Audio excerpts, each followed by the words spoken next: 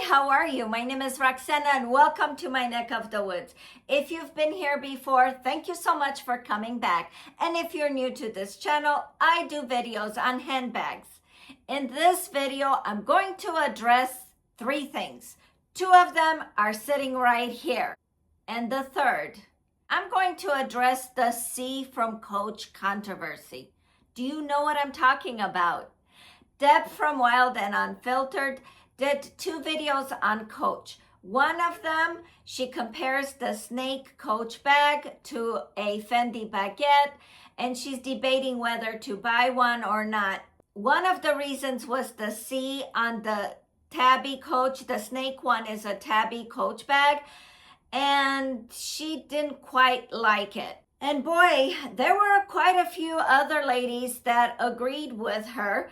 And so she did a second video. In the second video, she explores further why the C on the Coach is not up to par in some circles of the luxury handbag lover. I'm going to give you my 2 cents on the subject matter at the end of the video, but more than likely you're here because of the bags. So I'm going to first talk about these two bags. This is what I wore this weekend, and I'm going to show you what fits and what doesn't fit into these two bags.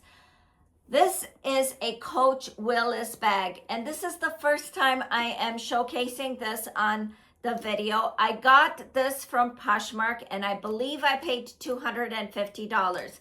It was supposed to be from 2011, which was Coach 70-year anniversary. I ordered this as soon as I saw Autumn Beckman's video on the subject matter. I do like the Willis bag very much, and after I watched her video, I immediately went looking for a bag like she talked about it in her video. And you guys, she made a point to say, be careful when you search for this bag, and because Coach released the same type of bag in different colors in 2012, and it's not the 70-year anniversary that was released in 2011. And she says the way you would know it is if on the tag it says 70-year anniversary.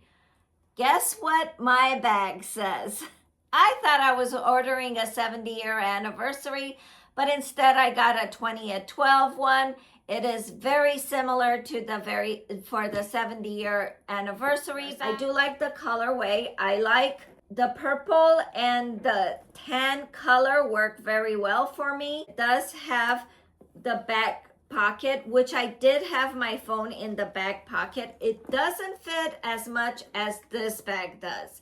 You can wear it on the shoulder, but crossbody works for me. It does have one of these buckles that it is adjustable, so you can make it fit you pretty well. I do like Coach because their straps, they tend to be big enough that you can wear them crossbody. The bag does have a special tag. It has the Coach silver tag on top of their usual leather tag. It has the ball and chain that fastens the tag onto the bag, and it has the tassels. I'm a sucker for tassels. I very much like tassels, so that's another reason why I like this bag.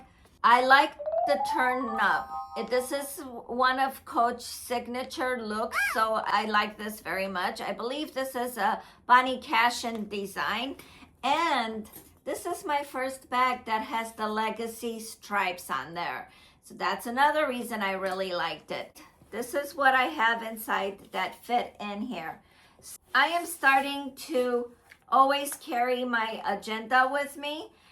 My friend from work gave it to me, and it comes in very handy because not only do I have to keep track of my appointments these days, I have to keep track of my parents' appointments. I do have a corner zip, the smaller corner zip. Inside here, I have my lip stuff. So I have a lipstick, lip gloss, and chapstick, and a mirror inside here. That fits very nicely. I have the newspaper print. This is the large corner zip. And inside here, whoop, I think I stuffed it a little too much. Inside here, I have my hand sanitizer, my perfume, gum, my checkbook, pens. That's what I have in here. Inside, if you can see, it has a little pocket, and that's where I put my wallet. I got this wallet from Whatnot. It's the type that has the open window so you can have your driver's license and a few of my credit cards. You have a zipped pocket back here. Do I have anything in here? No, it's just a care tag that came with the bag.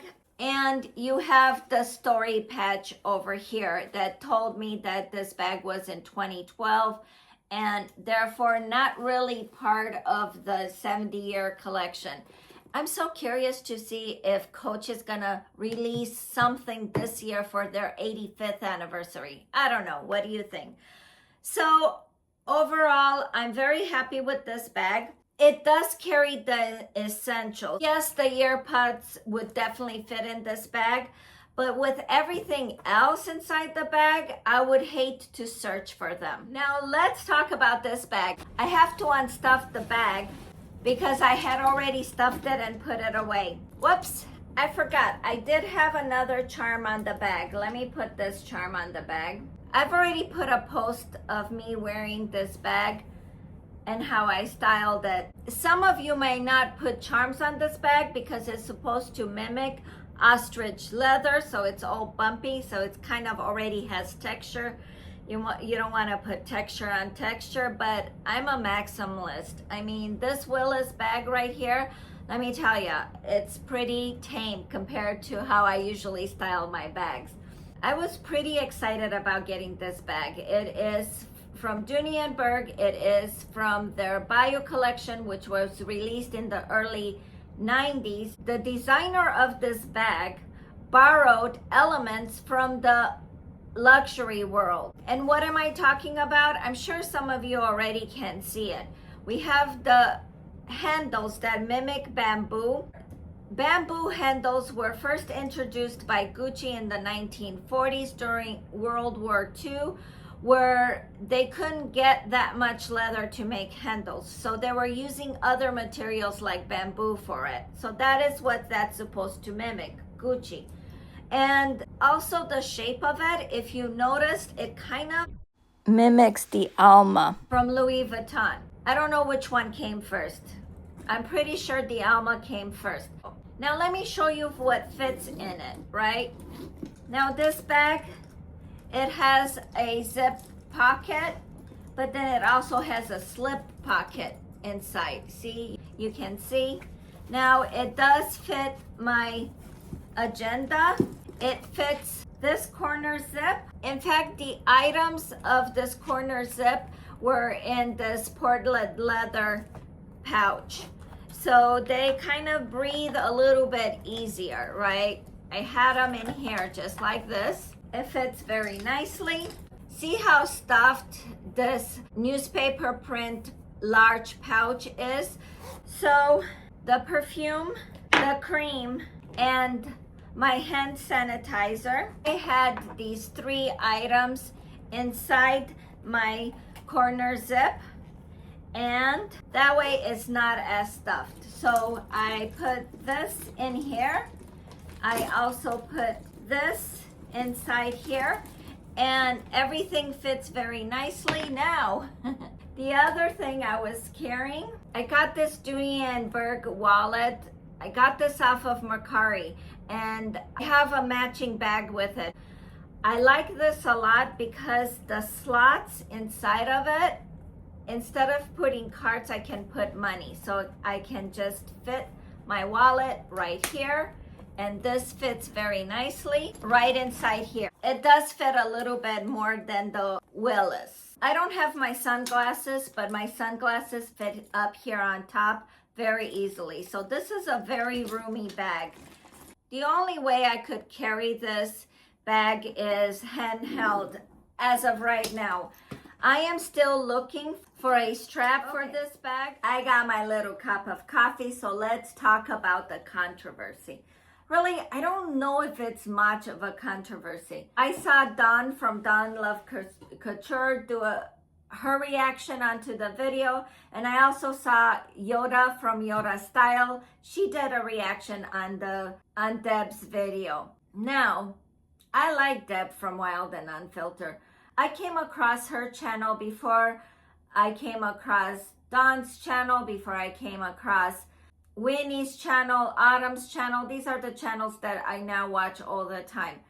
I stopped watching Deb's channel not because I didn't like her, it's because she tends to focus on the luxury bags that I can afford at this time. We're talking Louis Vuitton, Chanel, and Fendi, and things of that nature. In fact, in the Coach video, she was comparing the baguette Fendi to the snake tabby. And you guys watch that video because she does a very good comparison. And her videos are really good. Personally, I like the way she conveys information. Basically, the gist of both of the videos were, why is it that she and other luxury brand people don't really care about the C on the Coach? And at the same time, they have no problem with the C's on the Chanel bags and LVs written all over the LV bags, and they own, you know, the Hermes with a big H on it. Even Deb herself admits that it's basically a bit of snobbery, right? It seems that some of these ladies in the luxury world, they don't really care to show that they carry Coach. I have a theory, and I'm not sure if I'm right about this because I've only been part of this world for about a year. So correct me if I'm wrong. But from my perspective, it looks like Amelia from Amelia's Closet, Steph from Handbagaholic, and Deb from Wild and Unfiltered. I have a feeling that it is just now that they're starting to show the Coach brand on their channels, because Coach is such a big brand, and a lot of people, me included, is going to buy a Coach this year, probably several Coaches, and I'm not going to be buying any Louis Vuittons or Dior's. Not because I don't like the bags. It's just because I cannot afford those bags. Would I want to? Heck yeah, I still want those bags. Am I going to kill myself to get one of those bags? This year I bought a refrigerator and a stove. That's where my big luxury money is. And that's still, the refrigerator was $1,700. The Chanel bag, the trendy that I want, it's like $8,000 new. And they're like between $3,000 and $5,000 on the secondary market. We're talking about the colors that I want. So back to my theory. I think these YouTubers, luxury YouTubers, in order for their channels to grow, they have to talk about Coach. That's my belief. And have to address more of the mid-luxury bags. So I'm just wondering if they're not finding reasons to not like Coach. Listen, I'm talking about the ladies that have only bought luxury and really have not paid any attention to Coach specifically. Now Coach is so big, they started paying attention to it. It appears that these ladies are going into Coach stores for the first time, and they're seeing the type of leather Coach does, and they're kind of surprised that the leather is just as good, if not better, than Louis Vuitton. Listen, I'm sure Louis Vuitton's leather is a tad better, but is it $8,000 better?